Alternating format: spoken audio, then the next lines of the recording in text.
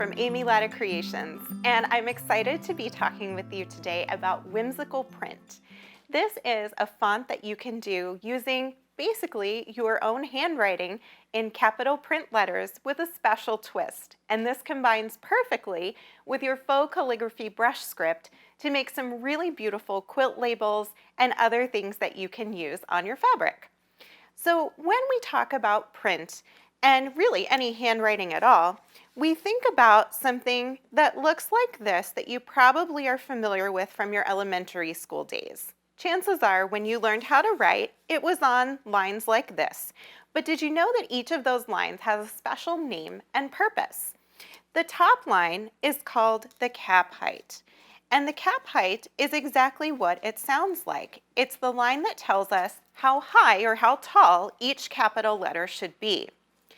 The bottom line is called the baseline. And the baseline is what tells us where our letters stop and start so that they're all lined up in a nice, neat, straight line.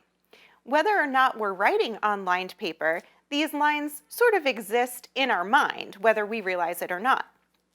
This dashed line in the center is the one that we're going to be most focused on today. It's called the X height. And what the X height is a guideline for where things happen when things happen in the center of a letter. So for example, if you're writing the capital letter A, the crossbar happens at the X height. If you're writing a capital B, that's where the top bump stops and the bottom one starts, and so on as you go through the alphabet. Some letters, like C and D, don't have anything going on in the middle, but when we get to E, once again our crossbar falls on the X height. You'll notice it again in letters like G, H, and more as we go on through the alphabet. One way that we can take our regular printing, and this is one of my favorite things to do, is to understand the guidelines and the rules and then say, but I'm an artist, so I'm going to break them. I always say, learn the rules and then break them like an artist. And that's what we're going to do today with the X height line.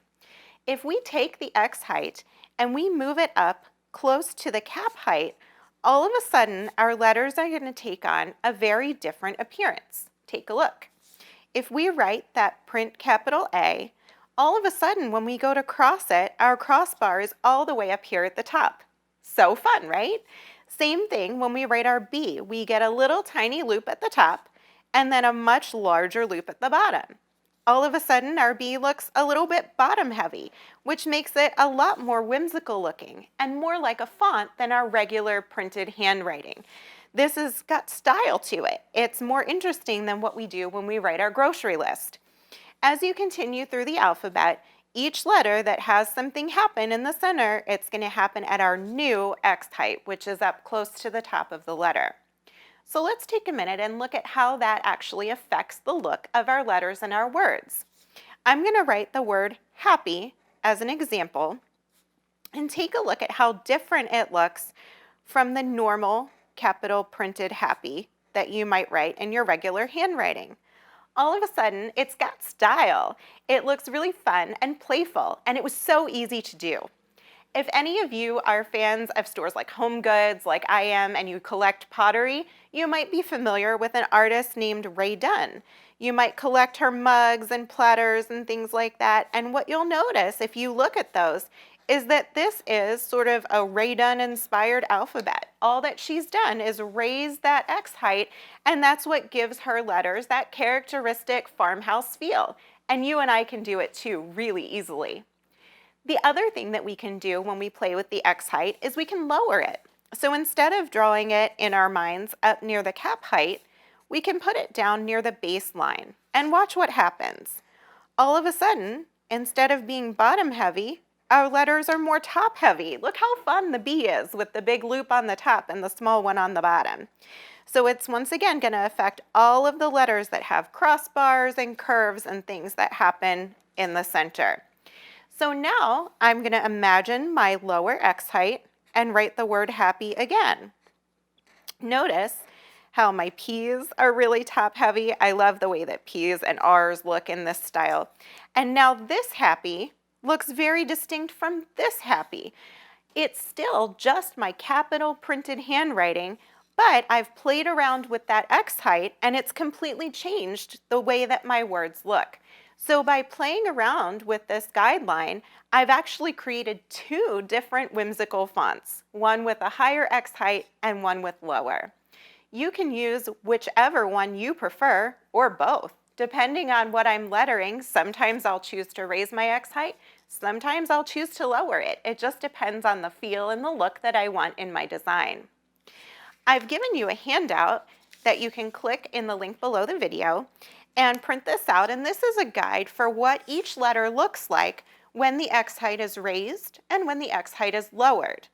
Once again, you don't have to form your letters exactly the way that I do, but it gives you a feel for how that letter is going to appear. You'll notice again that C, D, and some of our other letters like L don't really change, but the others change enough to give us that real stylistic feel.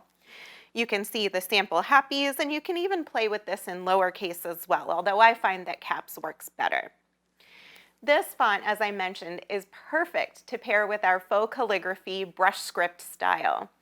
Whenever we're creating something that's art with our words, it's really fun to combine two different fonts. If you think about advertisements that you see, any kind of graphic design, or anything where it's word art, those signs that we buy to hang on our walls at home, most of them, unless they only have one or two words, are a combination of different fonts.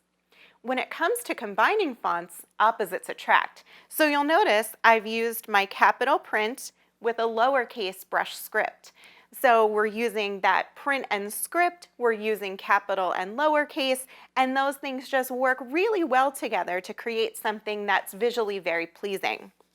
One thing that I like to do is I like to take my most important words and put those in my faux calligraphy, and then I'll use the capital print for things that are the smaller words like and, the, in, of.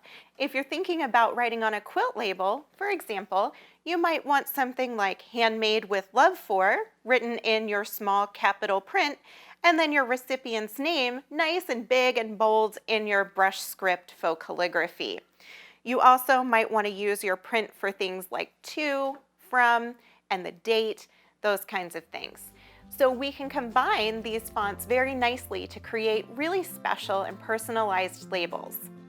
I hope that you enjoyed learning how you can take your regular print and turn it into something that looks like a font. And you can do this anytime, anywhere, with any kind of writing instrument, including our Missouri Star Quilt Company fabric markers. This is going to be such a fun addition to your quilted projects. In the next few videos, we're going to take a look at adding to our hand lettering by learning some doodles, embellishments, and borders, then putting them all together to create some labels that are one of a kind. Stay tuned!